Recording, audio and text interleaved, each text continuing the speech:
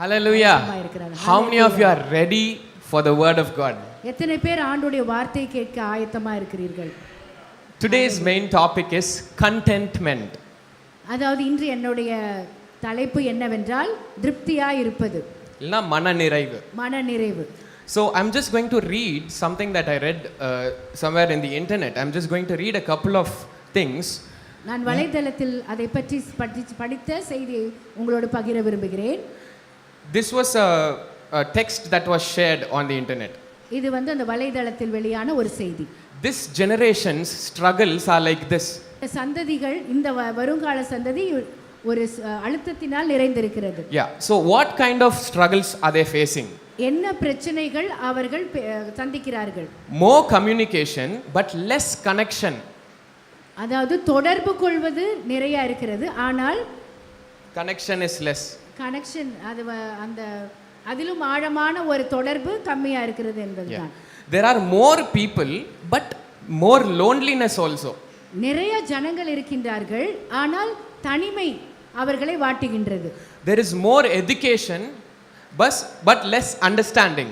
கல்வி அதிகமாக இருக்கின்றது, ஆனால் புரிந்து கொள்ளுதல் குறைவாக இருக்கின்றது. There is a lot of knowledge but less wisdom. அறிவு பெருத்திருக்கின்றது, ஞானம் குறைவாக உள்ளது. There are a lot of followers that people have but very less authenticity. அதாவது மற்றவர்களை பின்பற்றுகிறவர்கள் அது அதிகமாக இருக்கின்றார்கள், ஆனால் அந்த முக்கியத்துவமான பண்புகள் இல்லை, உண்மையான பண்புகள் இல்லை. And there is lot of opinions but less listening.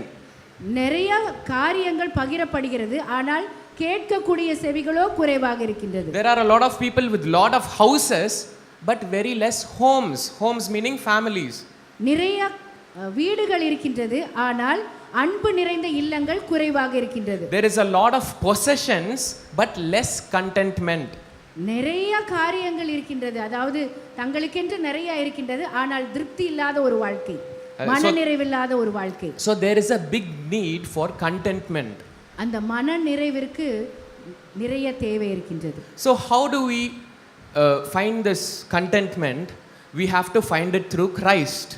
கிறிஸ்துவின் மூலமாக தான் இந்த மனரம்மியத்தை நாம் கற்றுக்கொள்ள முடியும். I want to read one verse from the Bible, 1 Timothy chapter 6 verse 6. 1 தீமோத்தேயு 6ஆம் அதிகாரம் 6ஆம் வசனத்தை நான் வாசிக்க விரும்புகிறேன். Godliness with contentment is great gain. யாராவது தமிழ்ல வாசிக்கலாமா? போதும் என்கின்ற மனதுடனே கூடிய பக்தியே மேலானது. I'm going to read that again. Godliness with contentment is great gain. So in this we have three words: contentment, godliness and great gain. இங்கே நாம் பார்க்கிறோம், போதும் என்கின்ற மனது, தேவ பக்தி, ஆதாயம் என்கின்ற வார்த்தைகளை நாம் பார்க்கிறோம். Contentment means content with what God has given to us. கர்த்தர் கொடுக்கின்றதிலிருந்து போதும் என்கின்ற அந்த மன நிறைவு. Godliness means loving God and walking in his ways. தேவ பக்தி என்பது அவரை நேசித்து அவர் வழிகளில் நடப்பது. And great gain meaning it is a man's greatest wealth. ஆதாயம் என்பது மனிதனுக்கு கிடைக்கக்கூடிய பெரிய சொத்து. So what it says is, if you are godly and you are content, அதாவது நீ தேவ பக்தியும் மன நிறைவும் இருக்கும் பொழுது, you are the wealthiest person in this world according to God. நீதான் ஒரு பெரிய ஒரு சொத்து நிறைந்த ஒரு மனிதன். Godliness, தேவ பக்தி, content, போதும் என்கின்ற மனது. So in today's sermon I'm going to talk about how to attain this contentment. இந்த போதும் என்கின்ற மன நிறைவு, மன ரம்மியம் எப்படி பெற்றுக்கொள்வது என்பதுதான் நாம் பார்க்க போகின்றோம். In the Christian circle, in our churches, contentment is spoken very less. நம்மளுடைய கிறிஸ்துவ அந்த சூழல்ல இந்த மன ரம்மியம் என்பது குறைவாக அது பார்க்கப்படுகின்றது. Because we want a lot of things. ஏனென்றால் நாம் எதிர்பார்ப்புகள் அதிகமாக இருக்கின்றது. In churches they preach God's going to bless you. சபையில சொல்லுகின்ற காரியம் என்னென்றால் கர்த்தர் உங்களை ஆசீர்வதிப்பார் என்று. God's going to give you a lot of money. கர்த்தர் உங்களுக்கு நிறைய ஐஸ்வரியத்தை கொடுக்கிறார் என்று பிரசங்கிக்கப்படுகிறது. He's going to give you possessions. உங்களுக்கு நிறைய காரியங்கள், தேவைகள் எல்லாம் கொடுக்க போகின்றார் என்று பிரசங்கிக்கப்படுகிறது. He will you can see miracles in Jesus name. உங்களுக்கு நிறைய அற்புதங்கள் நடக்கும் இயேசுவின் நாமத்தில் என்றெல்லாம் பிரசங்கிக்கப்படுகிறது. All this is good. எல்லாம் நல்லதுதான், and more we need this. நமக்கு அது தேவைதான். But if we don't have contentment even after all of this, there is a problem. இவை எல்லாம் கிடைத்த பிறகும் நமக்கு மன நிறைவு, மன ரம்மியம் இல்லை என்றால் அங்கே பிரச்சனை இருக்கின்றது. Because contentment gives you peace to live. மன நிறைவு என்பது உங்களுக்கு சமாதானத்தை கொடுக்கக்கூடியது. Are you sitting here feeling okay, I don't have peace, what should I do? இங்கே நீங்க உட்கார்ந்து இருக்கிறவங்க எனக்கு சமாதானம் இல்லையே, நான் என்ன செய்ய வேண்டும் என்று எண்ணிக்கொண்டிருக்கிறீர்களா? This is exactly for you. உங்களுக்காகத்தான் இந்த செய்தி. So the first one, முதலாவதாக contentment in prayer. ஜெபத்தில் ஒரு மன நிறைவு. In the bracket I have put who I trust. நான் அந்த பிராக்கெட்ல போட்டிருக்கிறேன், நான் யாரை நம்புகிறேன். Because it's slightly difficult to understand. அது கொஞ்சம் அதை விளங்கிக் கொள்வது கடினமான ஒரு காரியம். Most of the time when people talk about contentment, நிறைய சமயம் மக்கள் அந்த மனரம்யத்தை பற்றி சொல்லும் பொழுது we only think about materialistic things. நாம் இந்த உலக கடத்த காரியங்களையே நாம் நினைக்கிறோம். But it is not just possessions and things that we own. அது உலக பிரகாரமான சுதந்தரித்துக் கொள்ளுதல் அல்ல. It's not just that. அது மட்டுமல்ல, it's not just what we have with us. நம்மிடத்தில் இருக்கின்ற அந்த காரியங்கள் மட்டுமல்ல. God is expecting us to be content when we pray. ஆனால் ஆண்டவர் என்ன சொல்கின்றார் என்றால், நாம் ஜெபிக்கும் பொழுது அந்த மன நிறைவு நமக்கு கிடைக்கின்றது. Now what does that mean? How do you find contentment in prayer? ஜெபத்தில் எப்படி அந்த மனரம்யத்தை கற்றுக்கொள்வது? Many a times we are not content after we pray. நாம் நிறைய முறை ஜெபித்திருக்கிறோம், ஆனால் நமக்கு மன நிறைவு இல்லை. Most people pray because after prayer you feel peaceful. நிறைய மக்கள் ஜெபிப்பார்கள், அதற்கு அப்புறம் சமாதானமா இருப்பார்கள். But there are a lot of people these days, they are anxious after prayers as well. ஆனால் சில மக்கள் இப்பொழுது ஜெபிக்கின்றார்கள், ஆனால் அந்த மன நிம்மதி, மன ரம்மியம் இல்லாமல் இருக்கிறார்கள். Because their prayer is not a good prayer. ஏனென்றால் அந்த ஜெபம் அது எதிர்பார்க்கப்பட்ட ஜெபம் அல்ல. They don't have faith when they pray. ஜெபிக்கும் பொழுது அதில் விசுவாச குறைவு காணப்படுகின்றது. Sometimes what we do is we run after the right person in order to pray for us. சில சமயங்கள்ல நாம் ஜெபத்திற்காக மற்றவர்களை தேடி செல்கின்றோம். So they want to have this extra prayers for them. நமக்கு வேறு யாராவது ஜெபிக்க வேண்டும் என்று அந்த ஜெபங்களை தேடி அலைகின்றோம். You can ask people to pray for you. மக்களை ஜெபிக்க சொல்லலாம். But if you don't believe in your own prayers and doubt it, you won't be content. ஆனால் நீ பண்ணும் ஜெபத்தில் உனக்கு விசுவாசம் இல்லை என்றால் அங்க மன நிறைவு இருக்காது, மன ரம்மியம் இருக்காது. Our trust and faith should be towards God alone. நம்முடைய நம்பிக்கையும் விசுவாசமும் கர்த்தர் மட்டும் மேலே தான் இருக்க வேண்டும். Don't go searching for some pastor that will pray for you. மற்றவர்கள் ஏதோ இந்த பாஸ்டர் ஜெபிப்பார்கள் என்று நீங்கள் அலையக்கூடாது. Don't search for some great prophet who's spoken, so if I go to that prophet probably he will say good things to me. ஒருவேளை நீங்கள் இந்த தீர்க்கதரிசியிடம் போலாமா, இந்த தீர்க்கதரிசியிடம் போலாமா, அவர் எனக்கு நன்மையை சொல்லுவார் என்று நீங்கள் அப்படி தேடி போவது வேண்டாம். Sometimes you are looking for healing and you are looking for someone who does healing ministry. சில சமயங்களில் நீங்கள் சுகமளிக்கக்கூடிய ஊழியக்காரரை தேடி நீங்கள் செல்லுகின்றீர்கள். Sometimes you are looking for that prayer warrior in your church, probably some auntie or uncle who's praying. சில சமயம் உங்கள் சபைகளில் இந்த ஜெபிக்கக்கூடிய ஆண்டி அங்கிளை தேடி ஓடுகிறீர்கள். Your mind is thinking, if I contact all of this or like one of these people, then my prayer will get answered. ஒருவேளை இந்த மாதிரி கூறினவர்களில் ஒருவரையாவது நான் சந்திப்பேனே ஆனால் எனக்கு விடுதலை கிடைக்கும் என்று. When you purchase a vehicle, you go and pray to your pastor. உங்களுக்கு வண்டி கிடைக்கும் பொழுது நீங்கள் போய் பாஸ்டரை சொல்லி ஜெபிக்கிறீர்கள். But not one prayer, again you are thinking, okay, I have to get more prayers. If I add more prayers, then I'll be more safe. ஏனென்றால் நீங்கள் இந்த ஜெபம் பத்தாது, இன்னும் ஜெபிக்க இன்னும் நான் பத்திரமாக இருப்பேன் என்ற அந்த ஒரு விசுவாசம். We don't feel like those prayers are enough. அந்த ஜெபங்கள் போதும் என்கின்ற அந்த மனநிறைவு இல்லை. Not having faith in our own prayers. நம்முடைய ஜெபத்திலே விசுவாசம் இல்லாதவர்களாய் நாம் காணப்படுகின்றோம். We need to have faith in our own prayers when we pray to God. நம்முடைய ஜெபத்தில் ஒரு விசுவாசத்தோடு நாம் ஜெபிக்க வேண்டும். In fact, you have to pray for pastors here. நீங்கள் தான் பாஸ்டர்ஸ்களுக்காக ஜெபிக்க வேண்டும். As much as we keep our hands and pray for people, நாங்க எப்படி மற்றவர்களுக்காக ஜெபிக்கிறோமோ, you have to keep hands on us and pray for us. நீங்கள் உங்கள் தலைகளிலே கரங்களை வைத்து உங்களுக்காக ஜெபிக்க வேண்டும். I was talking to Kito about it. நான் பாஸ்டர் கிறிஸ்டோவோட இதை பேசிக் கொண்டிருந்தேன். We need a lot of prayers as ministers of God. நாங்கள் நம்ம கர்த்தருடைய ஊழியம் செய்கிறவர்களுக்கு இன்னும் ஜெபம் அதிகமாக தேவைப்படுகின்றது. Because we are not special people here. நாங்கள் இங்கே விசேஷித்தவர்கள் அல்ல. Because we are just like you and every other person here. உங்களை போன்ற சாதாரணமான மக்கள் தான். We are to guide the people in the church in the right way according to the Bible. வேதத்தின்படி சபையை நாம் ஒழுங்காக நடத்த வேண்டும். And for that we need your blessings and your prayers on us. அதற்கு உங்களுடைய ஜெபங்களும் உங்களுடைய ஆசீர்வாதங்களும் எங்களுக்கு தேவை. Which is directed towards God. அது இறைவனிடத்தில் நீங்கள் செலுத்த வேண்டிய ஒரு காரியமாக. Hallelujah. Hallelujah. I'm going to read another verse from the Bible, Hebrews chapter 4 verse 16. இன்னொரு வசனத்தை நான் வாசிக்க விரும்புகிறேன். எபிரேயர் 4ஆம் அதிகாரம் 16ஆம் வசனம். 16ஆம் வசனம். Let us then approach God's throne of grace with confidence so that we may receive mercy and find grace to help us in our time of need. ஆதலால் நாம் இரக்கத்தை பெறவும் ஏற்ற சமயத்தில் சகாயம் செய்ய கிருபையை அடையவும் தைரியமாய் கிருபாசன தண்டையிலே சேர கடவோம். I don't know exactly the word in Tamil, but in English the word that is given is confidence. தைரியமாய். So it denotes, confidence denotes faith. தைரியம் என்பது விசுவாசத்தை குறிக்கக்கூடியதா இருக்கின்றது. It denotes trust.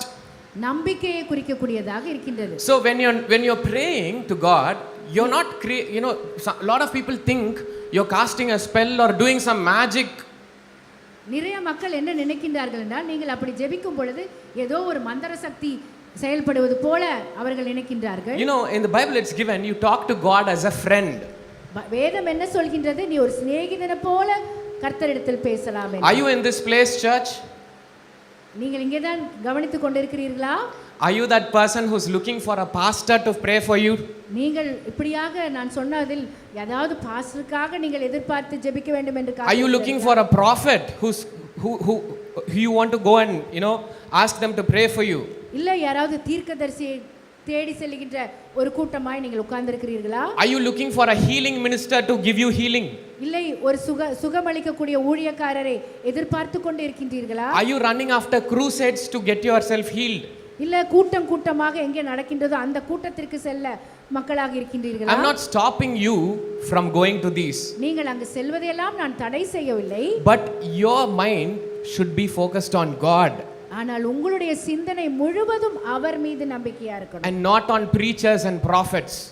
பிரசங்கிமார்களையும் தீர்க்கதரிசிகளையும் விட கர்த்தர் மேல் உங்கள் நம்பிக்கை இருக்க வேண்டும். See, intercession in the Bible is very biblical. மன்றாடுதல் என்பது வேதத்தின் அடிப்படையில் தான் இருக்கின்றது. But looking for someone else to pray for you and only then receiving answers for your prayers is against God. ஆனால் மற்றவர்களை தேடி உங்களுக்காக ஜெபிக்கவும் தீர்க்கதரிசிகளை தேடி செல்வதும் அது வேதத்தின் அடிப்படையில் புறம்பாய் இருக்கிறது. So that's why Jesus has clearly taught us very easily how to pray in order to be content. எப்படி மனரம்யமா இருப்பதென்று இயேசு வேதத்தில் கற்றுக் கொடுத்திருக்கிறார். If you don't have faith or trust and pray, you won't be content. நீங்கள் உங்களுடைய ஜெபத்தில் உங்களுக்கு நம்பிக்கை இல்லை என்றால் மனநிறைவு இருக்காது, சமாதானம் இருக்காது. If we are content, automatically peace fills us. நீங்கள் மன நிறைவோடு இருக்கும் பொழுது அது உங்களுக்கு இல்ல சமாதானம் லகுவாக அது அமையும். I'm going to read another verse from the Bible. இன்னொரு வசனத்தை நான் வாசிக்கிறேன். A very well known verse, the Lord's prayer. கர்த்தருடைய ஜெபம். Matthew chapter 6 8 to 15. மத்தேயு 6 8 ல இருந்து 15. தமிழ்ல வாசிங்க. அவர்களைப் போல் நீங்கள் செய்யாதீர்கள். உங்கள் பிதாவை நோக்கி நீங்கள் வேண்டிக் கொள்ளுவதற்கு முன்னமே உங்களுக்கு இன்னது தேவை என்று அறிந்திருக்கிறார். நீங்கள் ஜெபம் பண்ண வேண்டிய விதமாவது, பரமண்டலங்களில் இருக்கிற எங்கள் பிதாவே, உம்முடைய நாமம் பரிசுத்தப்படுவதாக, உம்முடைய ராஜ்யம் வருவதாக, உம்முடைய சித்தம் பரமண்டலத்திலே செய்யப்படுகிறது போல பூமியிலேயும் செய்யப்படுவதாக. எங்களுக்கு வேண்டிய ஆகாரத்தை இன்று எங்களுக்கு தாரும். எங்கள் கடனாளிகளுக்கு நாங்கள் மன்னிக்கிறது போல எங்கள் கடன்களை எங்களுக்கு மன்னியும். எங்களை சோதனைக்குட்பட பண்ணாமல் தீமை நின்று எங்களை ரட்சித்து கொள்ளும். ராஜ்யமும் வல்லமையும் மகிமையும் என்றென்றைக்கு உம்முடையவைகளே. ஆமென் என்பதே. ஆமென். ஆமென். எல்லாம் சேர்ந்து ஆமென் சொல்லலாமா? ஆமென். We are going to read that one more time. Now I want the whole church to read it. Our Father in heaven. Start நாம் பண்ணுங்க. எல்லோரும் சபையாக அதை நாம் படிப்போம். பரமண்டலங்கள் இருக்கிற எங்கள் பிதாவே, உம்முடைய நாமம் பரிசுத்தப்படுவதாக, உம்முடைய ராஜ்யம் வருவதாக, உம்முடைய சித்தம் பரமண்டலத்திலே செய்யப்படுகிறது போல பூமியிலேயும் செய்யப்படுவதாக. எங்களுக்கு வேண்டிய ஆகாரத்தை இன்று எங்களுக்கு தாரும். எங்கள் கடனாளிகளுக்கு நாங்கள் மன்னிக்கிறது போல எங்கள் கடன்களை எங்களுக்கு மன்னியும். எங்களை சோதனைக்குட்படுத்த பண்ணாமல் தீமையை நின்று எங்களை ரட்சித்துக் கொள்ளும். ராஜ்யமும் வல்லமையும் மகிமையும் என்றென்றைக்கும் உம்முடையவைகளே. ஆமென். Amen. It's that simple. எவ்வளவு எளிமையாக இருக்கிறது How கர்த்தருடைய ஜெபம். easy Jesus has taught us this. எவ்வளவு அழகாக இயேசு நமக்கு கற்றுக் கொடுத்திருக்கிறார். He didn't say approach someone. அவர் போய் இவங்களை பாருங்க, Our Father in heaven. பரமண்டலங்கள் இருக்கிற எங்கள் பிதாவே. And you can also see what Jesus has taught. Don't use vain repetitions as the heathen do. புறஜாதியர் சொல்லுவது போல திரும்பி திரும்பி அதே வார்த்தைகளை பேசக்கூடாது என்று நமக்கு இங்கு ஒரு எச்சரிப்பும் கொடுக்கப்பட்டிருக்கிறது. Sometimes when we pray, we do that. நாம் ஜெபிக்கும் பொழுது சில சமயங்கள் அது நடக்கும். ஸ்தோத்திரம் ஸ்தோத்திரம் ஸ்தோத்திரம் ஸ்தோத்திரம் ஸ்தோத்திரம். அப்படியாக நாம் சொல்லுகின்றோம் அல்லவா, ஸ்தோத்திரம் பழக்க ஸ்தோத்திரம். தோஷத்துல வரது இட்ஸ் ஓகே. அது நம்மளுடைய பழக்கத்தில் வருகின்றது. But when ஆனால் we communicate with God, talk to him as a friend. ஆனால் நம்ம ஆண்டவரோடு பேசும் பொழுது ஒரு நண்பன்கிட்ட பேசுறது போல நம்ம பேசலாம். Let it be very meaningful. அது அர்த்தமுள்ளதாக இருக்க வேண்டும். Because your words have power. ஏனென்றால் உங்களுடைய வார்த்தைகளில் வல்லமை இருக்கின்றது. And you are God's anointed person. நீங்கள் கர்த்தரால் அபிஷேகம் பண்ணப்பட்டவர்கள். Hallelujah. Hallelujah. You start praying like that and you will feel content. நீங்கள் அந்த மாதிரி ஜெபித்து பாருங்கள், நிச்சயமாக உங்களுக்கு மனநிறைவு இருக்கும். Close the doors. கதவுகளை பூட்டிக் கொள்ளுங்கள். Loudly talk to God. சத்தமா கர்த்தர்கிட்ட பேசுங்க. Hallelujah. Hallelujah. The second one is contentment in possessions. அடுத்ததாக, அதாவது நாம் வைத்திருக்கக்கூடிய பொருள்களில் மனரம்யம். So here I've given again in the bracket what I have. நான் பிராக்கெட்ல போட்டிருக்கேன் என்னிடத்தில் உள்ளவை. So more possessions does not guarantee more peace. நிறைய பொருள்கள் இருக்கும் பொழுது எனக்கு அது சமாதானத்தை கொடுக்கும் என்று அதிக நிச்சயமில்லை. So usually when we talk about possessions, we talk about rich and poor. நாம் இந்த இருக்கின்ற காரியங்கள் அப்படின்னு சொல்லும் பொழுது ஏழை பணக்காரர் என்று அதில் நாம் பார்க்கிறோம். So rich and poor cannot be there without one another. So they have to coexist together.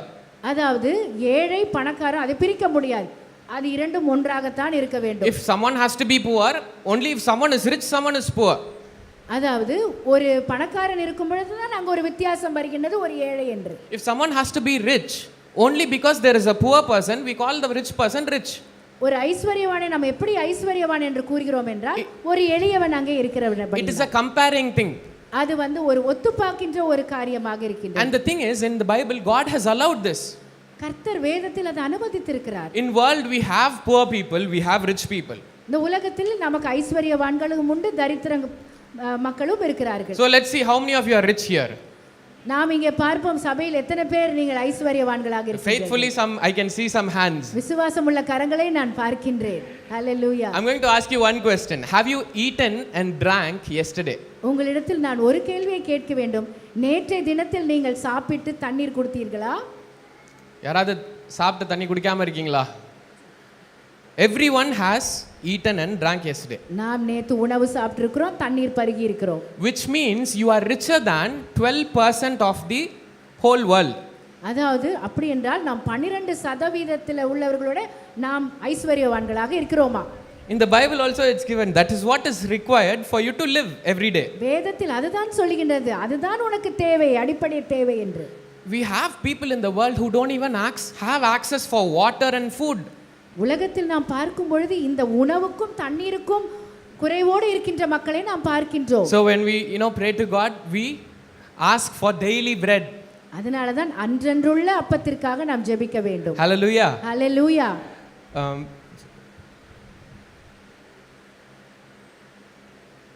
First Timothy chapter 6 to 8. 1 தீமோத்தேயு 6 அதிகாரம் 6லிருந்து 8 வசனங்கள். We started with this verse, godliness with contentment is great gain. நாம் அதை வைத்து தான் ஆரம்பித்தோம். போதும் என்கின்ற மனதுடனே கூறிய தேவ பக்தியே மிகுந்த ஆதாயம். உலகத்திலே நாம் ஒன்றும் கொண்டு வந்ததும் இல்லை, இதிலிருந்து நாம் ஒன்றும் கொண்டு போவதும் இல்லை என்பதே நிச்சயம். உண்ணவும் உடுக்கவும் நமக்கு உண்டாயிருந்தால் அது போதுமென்றிருக்க கடவோம். So in here Bible doesn't say that you're rich if you have food and clothing. இங்கே வேதம் நமக்கு உண்ணவும் உடுக்கவும் இருந்தால் நீ பெரிய பணக்காரன் என்று சொல்லவில்லை. It says food and clothing is enough to be content. உணவும் உடுக்கவும் நமக்கு உண்டாயிருந்தால் அது போதும் என்று இருக்க கடவோம் என்று வேதத்தில் சொல்லப்பட்டிருக்கிறது. So if you have food and clothing and anything more than that is your wealth. அதாவது உங்களுக்கு ஆகாரமும் உடுக்கவும் இருந்தால் அதற்கு மிஞ்சி வருவதெல்லாம் உங்களுடைய சொத்தாக இருக்கின்றது. For someone who has food and water, shelter is more important. அதாவது ஒருவருக்கு ஆகாரமும் தண்ணீரும் இருக்கும் பொழுது அவர் தங்கும் உறைவிடம் மிக முக்கியமானதா இருக்கின்றது. If they have the other three, then they'll want a vehicle. இது மூன்றும் இருக்கும் என்றால் அடுத்தது அவர்களுக்கு தேவை ஒரு வாகனம். Then they'll require a house, probably a rented house. அதற்கு பிறகு அவங்களுக்கு எது தேவையா இருக்கும்? ஒரு வீடு, இல்லை என்றால் வாடகை வீடு. Then they have vacation, travel, leisure, entertainment. அதன் பின்பு அவர்கள் செலவழிக்கக்கூடிய நேரங்கள், பொழுதுபோக்கு இப்படி எல்லாம் இருக்கின்றது. Then that's not enough for them. They want to have their own house. அதன் பின்பு அதோட திருப்தி ஆவதில்லை, இன்னும் எனக்கு பெரிய வீடு தேவை. They don't want to pay that rent. அவர்களுக்கு வாடகை கொடுக்க வேண்டாம், சொந்த வீடு வேண்டும் என்று அந்த அங்கலாய்ப்பு இருக்கு. Now parallelly they'll be accumulating some gold. பின்பு அவர்கள் தங்கத்தை வாங்கி சேமித்து வைப்பார்கள். Then they acquire land. அதன் பின்பு அவர்கள் நிலத்தை வாங்குவார்கள். Then there are a lot of things I've listed here. You put your money in FD, SIP, chit fund, insurance, phone insurance, laptop insurance, all kind of insurance. இதற்கு பிறகு எல்லா உங்களுடைய பணத்தையும் முதலீடு செய்வீர்கள்.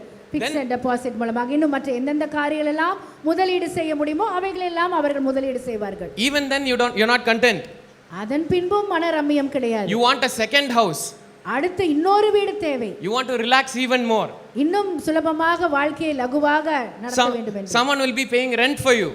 மற்றவர்கள் அந்த வீட்டிற்கு வாடகை கொடுத்து கொண்டிருப்பார்கள். Then after all of this, parallelly you are saving for your children's future. அடுத்து என்ன செய்வாங்க? பிள்ளைகளுக்காக சேமித்து வைப்பது. By the end in your bank account there's probably no money.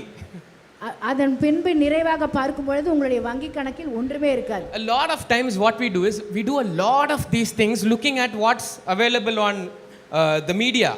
அதாவது ஊடகங்களை பார்த்து இப்படி எல்லாம் கற்றுக்கொள்கிறோம். Trying to be safe.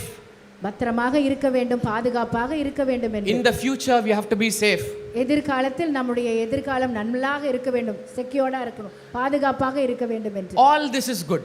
இதெல்லாம் நல்லதுதான். But in the end if you are not content with what you have, ஆனால் இவைகள் எல்லாவற்றிலும் ஒரு மனரம்மியம் உங்களுக்கு இல்லை என்றால் that is bad.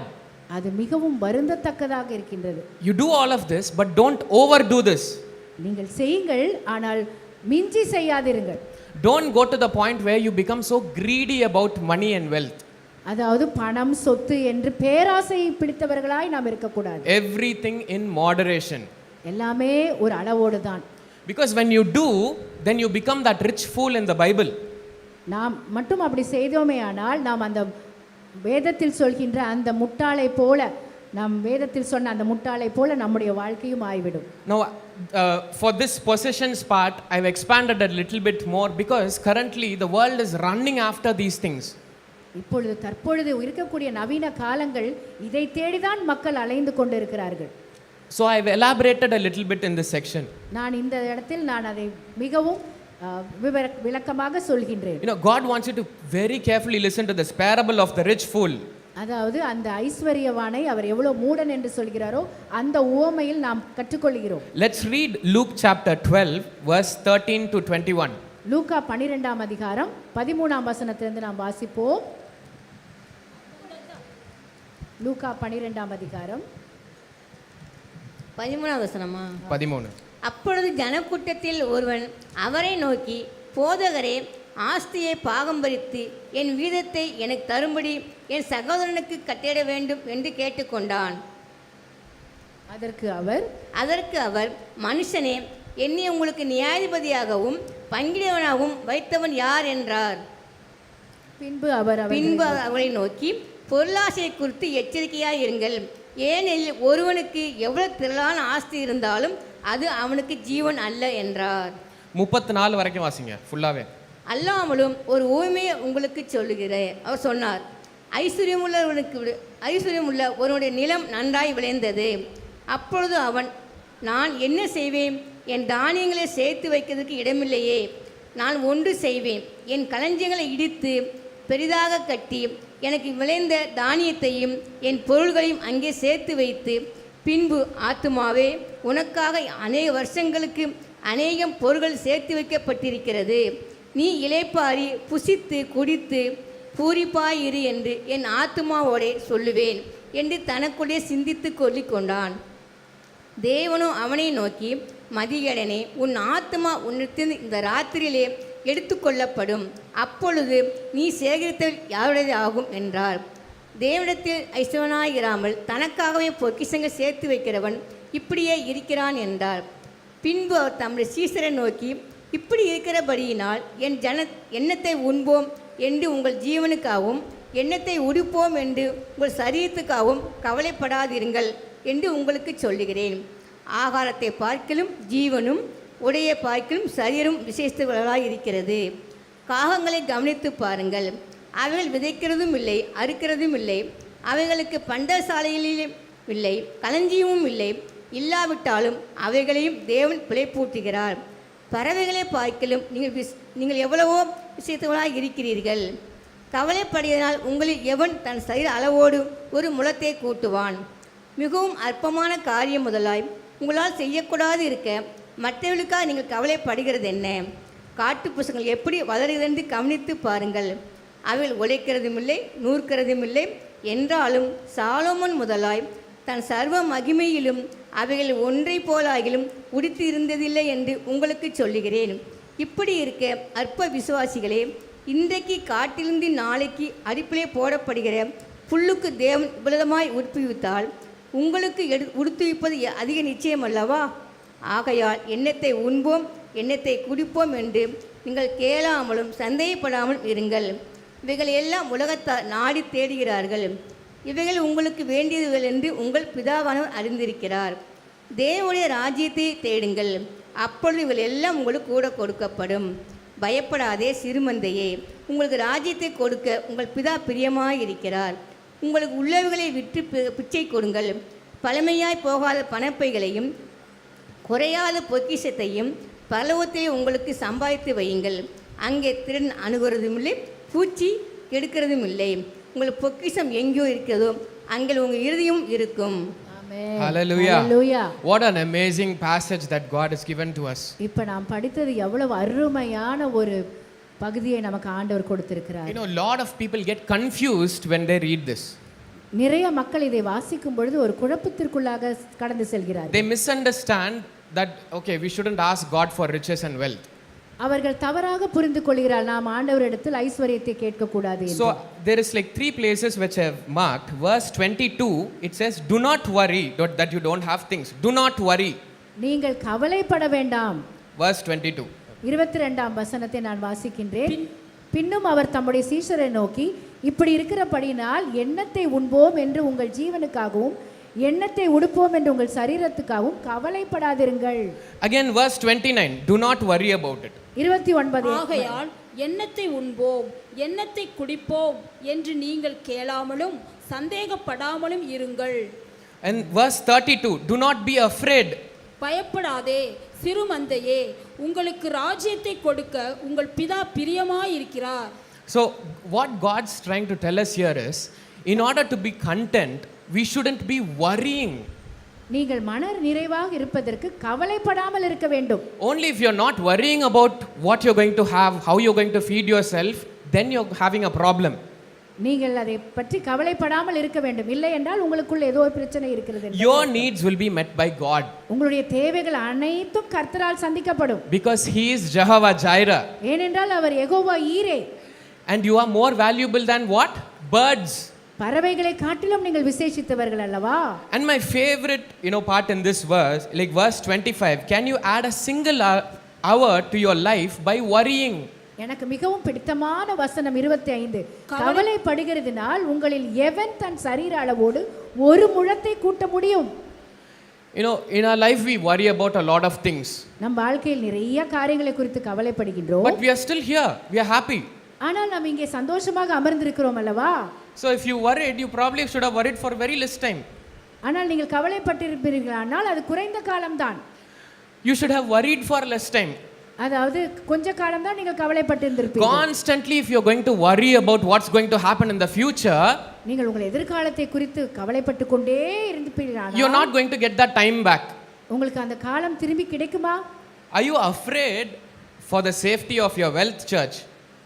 சபையே, நீங்கள் உங்களுடைய ஐஸ்வரியத்தை குறித்து நீங்கள் கவலைப்பட்டு கொண்டிருக்கிறார். அது பத்திரமாக இருக்குமா, பாதுகாக்கப்பட்டு இருக்குமா? You know, that rich man, he accumulated all these things in these big barns. அவன் இந்த ஐஸ்வரியவான் ஒரு பெரிய களஞ்சியத்தில் அவைகளை எல்லாம் சேர்த்து வைத்தான். He thought, okay, if he saves all this, then he'll save in the future. அவன் எதிர்காலத்திற்காக அனைத்தையும் சேர்த்து வைத்தான். God called him a fool. ஆனால் கர்த்தர் அவனை மதிகேடனே என்று அழைக்கிறார். Because he saved all that for this earth. இந்த பூமிக்கு அடுத்த காரியங்களை தான் அவன் சேகரித்து Not for heaven. ஆனால் பரலோக ராஜ்யத்துக்கு அடுத்த காரியங்களை அவன் சேகரிக்கவில்லை. He might be rich here. இங்கே அவன் ஐஸ்வரியவானாய் இருக்கலாம். But in front of God he is poor. ஆனால் அவன் கர்த்தருடைய சன்னிதானத்தில் அவன் எளியவனாய் இருக்கிறான். Are you constantly thinking about your future now? உங்களுடைய எதிர்காலத்தை குறித்தே ஒரு கவலையோடு அமர்ந்திருக்கிறீர்களா? What is going to happen in 20 years? I have to be safe. I have to put in some money in this and that and be safe. 20 ஆண்டுகளுக்கு பிறகு என்ன நடக்கும், என் குடும்பத்திற்கு என்ன நடக்கும் என்று அதை குறித்து நீங்கள் கவலைப்பட்டு கொண்டிருக்கிறீர்களா? We don't know what happened next year. அடுத்த வருடம் என்ன நடக்கும் என்பதே நமக்கு அதிக நிச்சயமில்லை. Can anyone tell me what's going to happen next month? அடுத்த மாதம் என்ன நடக்க போகுது என்று யாராவது சொல்ல முடியுமா? Or next week? அடுத்த வாரம். Next week? We cannot. அடுத்த வாரம் என்ன நடக்க போகுது என்று நம்மால் சொல்ல முடியாது. Next day, tomorrow? நாளைய குறித்து ஏதாவது சொல்ல முடியுமா? Next minute?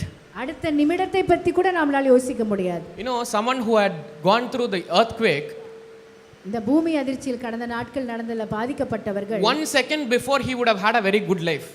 ஒரு நிமிடத்திற்கு முன்பாக, ஒரு நொடிக்கு முன்பாக ஒரு நல்ல வாழ்க்கை இருந்திருக்கும். Someone who went through that tsunami, அந்த சுனாமியின் பாதையில் சென்றவர்கள் 1 second before they wouldn't have known. They would have had a great life. They would have accumulated all wealth. ஒரு நொடி பொழுதிற்கு முன்பாக அவர்கள் நிறைய சொத்துக்களை வைத்திருந்திருக்கலாம். Yes, everyone, it affected many people. ஆனால் எத்தனை பேரை பாதிச்சிருக்குது அது? You know, you have to know that you should constantly stop worrying about the future. That is what God wants you to be. கர்த்தர் உனக்கு என்ன சொல்லுகின்றார் என்றால் உன்னுடைய எதிர்காலத்தை குறித்து கவலையே வேண்டாம் என்று. That will give you contentment. அது உனக்கு மனநிறைவை கொடுக்கும். In Psalms 128, சங்கீதம் 128, second verse, you will eat the fruit of your labor, blessings and prosperity will be yours. உன் கைகளின் பிரயாசத்தை நீ சாப்பிடுவாய், உனக்கு பாக்கியமும் நன்மையும் உண்டாயிருக்கும். Don't constantly think about what's going to happen in the future. Live for today. இன்றைய நாளை நீ வாழ்ந்து காட்டு, மற்றது எதிர்காலத்தை குறித்து நீ கவலைப்படாதே. That's why in Matthew chapter 6 verse 11 we pray for give us this day our daily bread. அதனால தான் மத்தேயு 6:11 பார்க்கிறோம், அன்றன்றுள்ள வேண்டிய ஆகாரத்தை இன்று எங்களுக்கு தாரும். Tomorrow's needs God will meet. நாளைய தேவை கர்த்தர் சந்திப்பார். Cherish what you worked for. இன்றைக்கு என்ன செய்கிறோமோ அதை முழுமையாக ருசித்து செய்யுங்கள். Don't constantly store that. அதை சேர்த்து வைக்காதீர்கள். Store a little bit. கொஞ்சம் சேமித்து வையுங்கள். But not everything. எல்லாவற்றையும் சேர்த்து வைக்கணும் அனுபவிக்காமல் இருக்காதீர்கள். God wants you to cherish that. நீங்கள் அனுபவிக்க வேண்டும் என்று கர்த்தர் விரும்புகிறார். Because when you do that you are already content.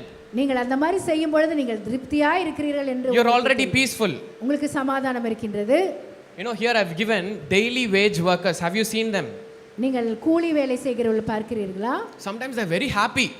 அவர்கள் ரொம்ப சந்தோஷமா இருக்கிறார்கள். They finish their job, they come back, they eat their food, they're happy. அவர்கள் வேலையை முடிப்பார்கள், பணத்தை வாங்குவார்கள், சாப்பிடுவார்கள், சந்தோஷமாக இருக்கிறார்கள். They're not worried about tomorrow. நாளைய குறித்து அவர்களுக்கு கவலையே கிடையாது. Even the worst thing comes, they're not worried.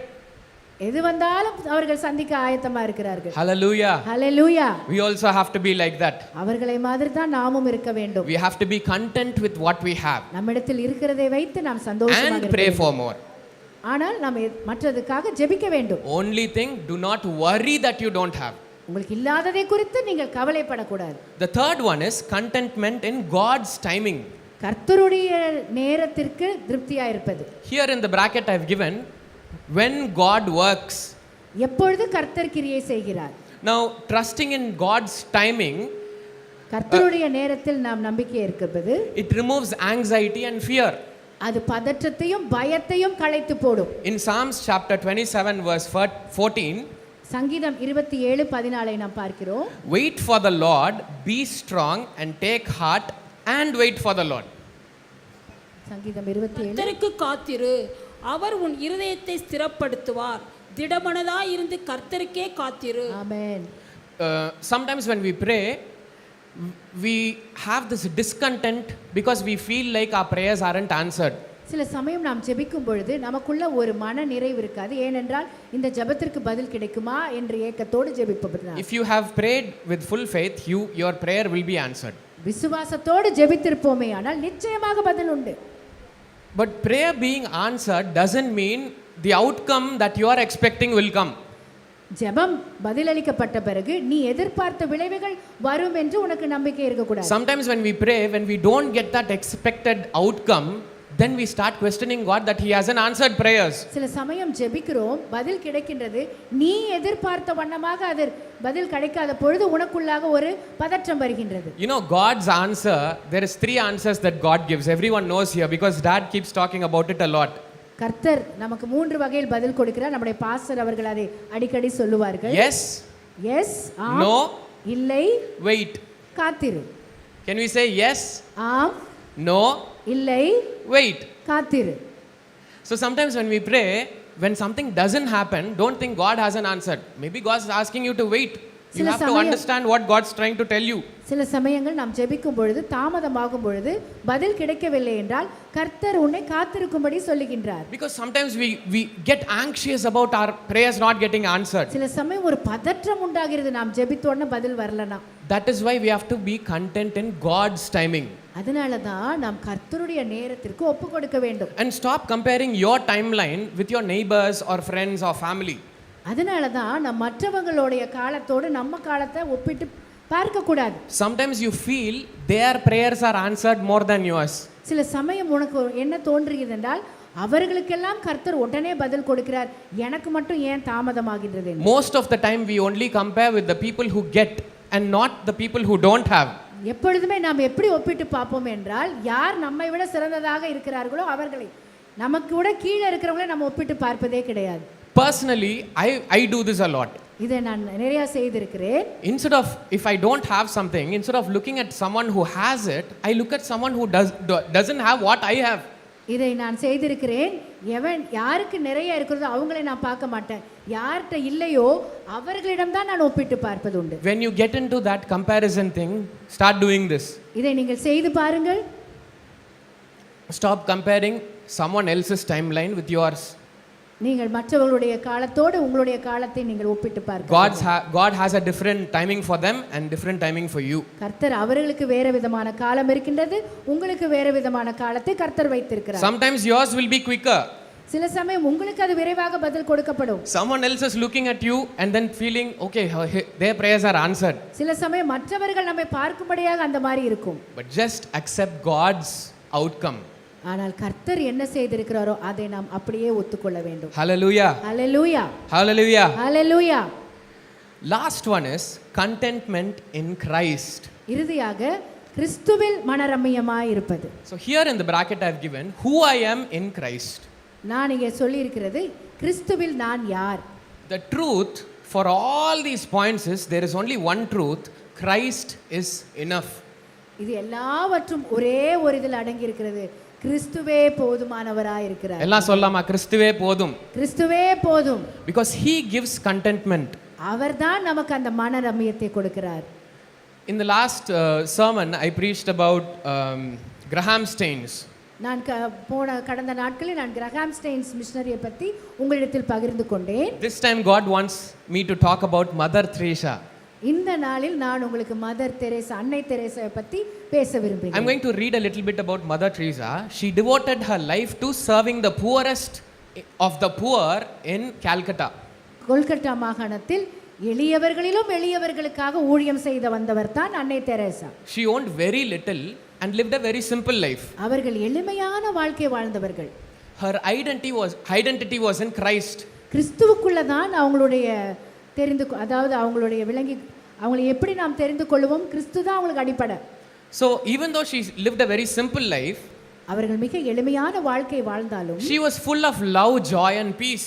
அவர்களுக்கு இருந்தது என்னவென்றால் அன்பு, சந்தோஷம், சமாதானம். And who gives love, joy and peace? Jesus. இதை கொடுப்பது யார்? இயேசு கிறிஸ்து. That is why her identity is in Christ. அதனால தான் அவர்கள் கிறிஸ்துவை தான் வெளிப்படுத்தினார்கள். Now so many people in church sometimes they'll say no, she is a Roman Catholic. சில பேர் சில சமயங்களில் சொல்கிறார்கள் அவர்கள் ரோமன் கத்தோலிக்கத்தை சேர்ந்தவர்கள் என்று. We're not looking at denominations here. நாம் இங்கே அந்த பிரிவுகள் எல்லாம் பார்ப்பதில்லை. No, God's looking at her heart. கர்த்தர் இருதயங்களை பார்க்கிறார். Her identity was in Christ. அவர்களுடைய அந்த கிறிஸ்துவை தான் அவர்கள் வெளிப்படுத்தினார். Her contentment did not come from what she had. அவர்களுக்கு இடத்துல இருந்ததை வைத்து அவர்களுக்கு அந்த மனரம்யம் வரவில்லை. She was fulfilling God's purpose. அவர்கள் கர்த்தருடைய திட்டத்தை நிறைவேற்றிக் கொண்டிருந்தார்கள். They noted down the things that she left when she left this world. அவர்கள் இந்த உலகத்தை விட்டு கடந்து செல்லும் பொழுது அவர்கள் எதையெல்லாம் விட்டு சென்றார்கள் என்று எழுதி இருக்கிறார்கள். White and blue sarees 3. அவர்கள் அந்த நீலமும் வெள்ளையும் கட்டின அந்த புடவை அது 3. One pair of sandals. ஒரு செருப்பு. One Bible. A prayer book for some personal items. அப்புறம் அவங்களுக்காக இருந்த சொந்த சில ஐட்டம்ஸ், சில காரியங்களும். அடுத்தது வேதம். That's all. அவ்வளவுதான். For someone who's given so much to the people. எத்தனை மக்களுக்கு செய்திருக்கிறார்கள் அவர்கள். And she said these 2 lines. அவர்கள் சொன்ன அந்த வாக்கியம், if you are not content with what you have, உங்களிடத்தில் இருப்பதில் நீங்கள் மனரம்யமாய் இருக்கவில்லை என்றால், you would not be satisfied if it were doubled. அது இரண்டாக பெருகினாலும் அப்பவும் உங்களுக்கு திருப்தி வராது. So if you are not content with what God has given you right now, உங்களுக்கு என்ன கொடுக்கப்பட்டு இருக்கிறதோ அதில் நீங்கள் மனரம்யமாய் இருக்கவில்லை என்றால், later when God blesses you, you won't be content. கர்த்தர் உங்களை பிறகு ஆசீர்வதிக்கும் பொழுது அப்பொழுது நீங்கள் திருப்தியா இருக்க மாட்டீர்கள். So start feeling content. ஆகவே நீங்கள் மன திருப்தியோடு இருக்க கற்றுக்கொள்ளுங்கள். Contentment is not having everything you want. உங்களுக்கு தேவையானது எல்லாம் கிடைப்பதுக்கு அது போதுமானதல்ல. It is saying, Jesus, you are enough. நீங்கள் சொல்வதெல்லாம் ஒன்றே ஒன்று, இயேசுவே நீர் எனக்கு போதும். You can be a rich person. நீங்கள் ஒரு ஐஸ்வரியவானா இருக்கலாம். You can be a poor person. நீங்கள் எளியவரா இருக்கலாம். You can be in a middle class income. நடுத்தர ஒரு அந்தஸ்துல இருக்கிறவர்களா For இருக்கலாம். everything there is one thing. எல்லாருக்கும் ஒரே ஒரு காரியம்தான். Now I'm not saying, oh, if a poor person does this, then he might be content. ஒருவேளை நான் சொல்வதில் இவர் இதை செய்தால் இவர் திருப்தியா இருப்பார் ஒரு எளியவனை பார்த்து. God looks at everyone equally. எல்லாரும் சமமாக பார்க்கிறார் கர்த்தர். And he says, Jesus is enough. ஆனால் நாம் சொல்ல வேண்டியதல்ல, இயேசு போதும் எனக்கு. Can we say Jesus is enough? இயேசு எனக்கு போதும் என்று சொல்வோம். Even when you want everything is missing, எல்லாமே உங்களுக்கு இழந்ததா இருந்தால் கூட, if Jesus is there, இயேசு இருந்தால் you have everything. எல்லாம் நமக்கு இருக்கிறது. And you will have a very life which is full of joy. அந்த வாழ்க்கை ஒரு சந்தோஷமான ஒரு வாழ்க்கை. With one last example, I want to end my sermon. நான் ஒரு உதாரணத்தை சொல்ல விரும்புகின்றேன். Paul's situation in the prison. Pavul சிறைச்சாலையில் இருந்த பொழுது, he talks about the secret of contentment. அவர் அந்த மனரம்யத்தை குறித்து பேசுகிறார். You know, Paul wrote the whole book of Philippians while he was imprisoned in Rome. அவர் அந்த சிறைச்சாலையில் இருக்கும் பொழுதுதான் பிலிப்பியர் நிருபத்தை எழுதினார். He was not in a comfortable room, you should know that. சிறைச்சாலை என்பது உங்களுக்கே தெரியும், அது சௌகரியம் நிறைந்ததே இல்லை. He doesn't even know that if he'll live or die. அவர் உயிரோடு இருப்பாரா சாவாரா என்பது அவருக்கே நிச்சயம் இல்லை. In that situation he didn't complain. அந்த சூழ்நிலையில் கூட அவர் முறுமுறுக்கவில்லை. And all the letters if you see in Philippians, it's all joyful. அந்த பிலிப்பியர் கடிதத்தை நிருபத்தை நீங்க வாசித்தீர்களானால் எல்லாம் சந்தோஷம் நிறைந்த வார்த்தைகள் வசனங்களாகத்தான் இருக்கும். I want you to read this, Philippians 4:11 to 13. பிலிப்பியர் 4:11 இருந்து 13 வசனங்களை நாம் வாசிப்போம். என் குறைச்சல்களினால் நான் இப்படி சொல்லுகிறதில்லை, ஏனெனில் நான் எந்த நிலைமையில் இருந்தாலும் மன ரம்யமாய் இருக்க கற்றுக்கொண்டேன். தாழ்ந்திருக்கவும் எனக்கு தெரியும், வாழ்ந்திருக்கவும் எனக்கு தெரியும். எவ்விடத்திலும் எல்லாவற்றிலும் திருப்தியாய் இருக்கவும், பட்டினியாய் இருக்கவும், பரிபூர்ணமடையவும், குறைவுபடவும் போதிக்கப்பட்டேன். என்னை பலப்படுத்துகிற கிறிஸ்துவினாலே எல்லாவற்றையும் செய்ய எனக்கு பலன் உண்டு. Hallelujah. Amen. Hallelujah. He didn't say, when I get out of prison, I'll be content. அவர் சொல்லவில்லை நான் சிறைச்சாலையிலிருந்து விடுதலையானால் நான் திருப்தியாயிருப்பேன் என்று சொல்லவில்லை. And in verse 12, it says, I have learned.